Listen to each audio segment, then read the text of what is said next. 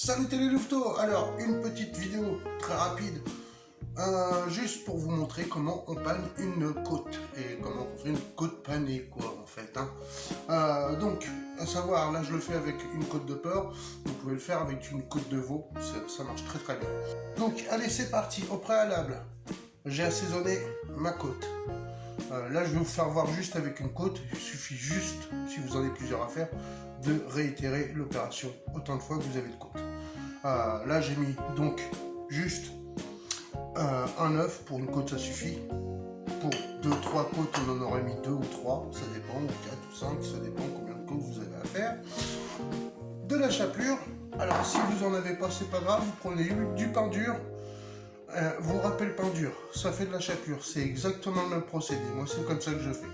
À savoir, si vous n'avez pas de pain dur, c'est pas grave, si vous avez du pain frais, vous le mettez à durcir, c'est-à-dire vous le mettez à sécher dans votre four. Voilà, vous aurez des espèces de croûtons que vous allez pouvoir râper aussi. Et déposer la côte dans l'œuf battu, tout simplement. À savoir, on aurait pu aussi la fariner avant de la mettre dans l'œuf. Mais sur une côte de porc, ça suffit bien. Même sur une côte de veau, ça suffit bien avec juste l'œuf. Alors vous la laissez surtout bien trempée, bien s'imbiber, que l'œuf vienne se coller à la chair. Et sur toutes les parties, donc vous n'hésitez pas, si vous avez, hop, comme ça aussi. Et voilà. Hop, on le met dans la chapelure. Et là, j'explique. Tasser. Pour que la chapelure soit au plus près de la chair. Mais tassez bien.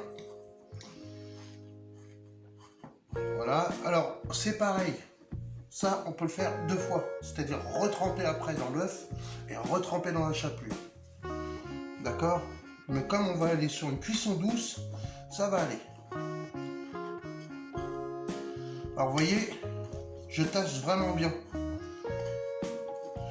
Pour que ma chapelure vienne vraiment coller à ma viande.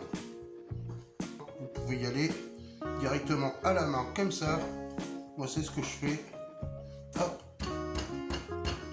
Et j'y vais. Voilà, moi, j'hésite pas, je tape.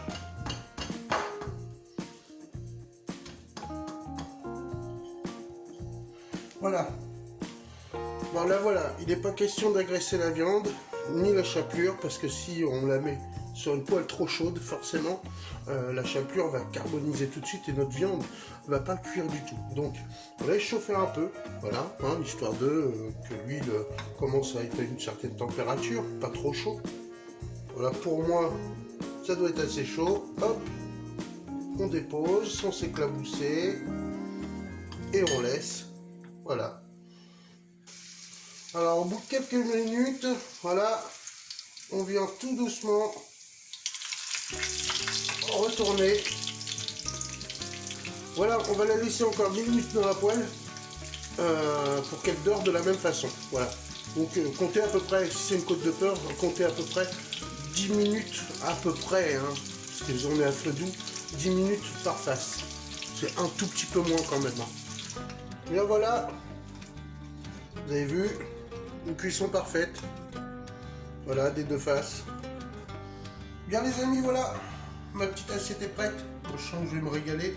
J'ai fait une petite assiette simple avec une petite salade. Voilà, ça passe très bien, la côte panée avec une petite salade. C'est nickel. N'hésitez pas de liker, de vous abonner et de partager.